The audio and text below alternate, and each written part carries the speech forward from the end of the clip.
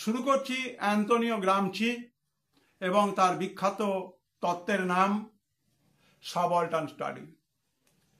Antonio গ্রামচি 1891 সাল থেকে 1937 সাল।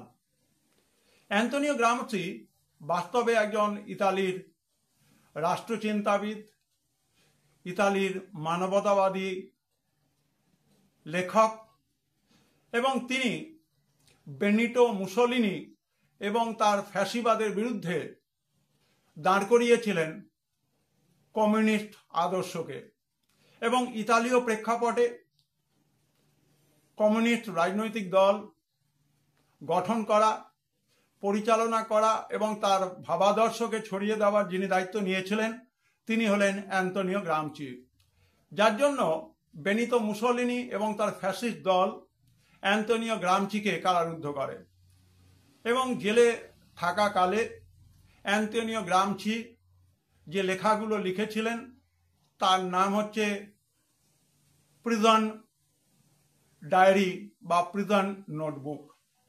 এরকম তিনি ইতালির জেলে বন্দি অবস্থায় 30টি নোটবুক লিখেছিলেন, প্রিজনস ডায়েরি বা প্রিজনস নোটবুক, এবং 3000 পৃষ্ঠার এই 30টি প্রিজন নোটবুকে অ্যান্তোনিও গ্রামচি তার বামপন্থী মার্ক্সবাদী চিন্তাভাবনা, ইতালির ফ্যাসিবাদের বিরোধিতা, তার রাষ্ট্রচিন্তা, এগুলোকে অত্যন্ত সহজ সরল ভাষায় বিবরণ দিয়েছেন।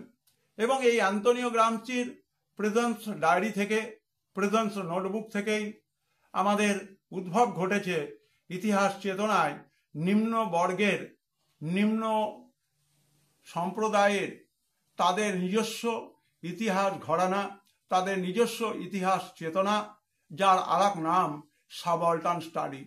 আমরা আফ্রিকার দেশগুলোতে দেখতে পাই সামাজিক অর্থনৈতিক বৈষম্য, অর্থনৈতিক ক্ষেত্রে শোষণ, সামাজিক শোষণ, কিন্তু যে মানুষগুলো দেশ গঠনের কাজে ভূমিকা নিয়েছে সেই নিপীড়িত সাধারণ আর্থসামাজিক প্রেক্ষাপটে থাকা মার্জিনালাইজড মানুষ, তাদের ইতিহাস যে দর্শনে স্থান পেয়েছে তার নাম হলো সাবঅল্টার্ন স্টাডি এবং তার জনক যদি কেউ থাকেন তিনি হলেন অ্যান্তোনিও গ্রামচি।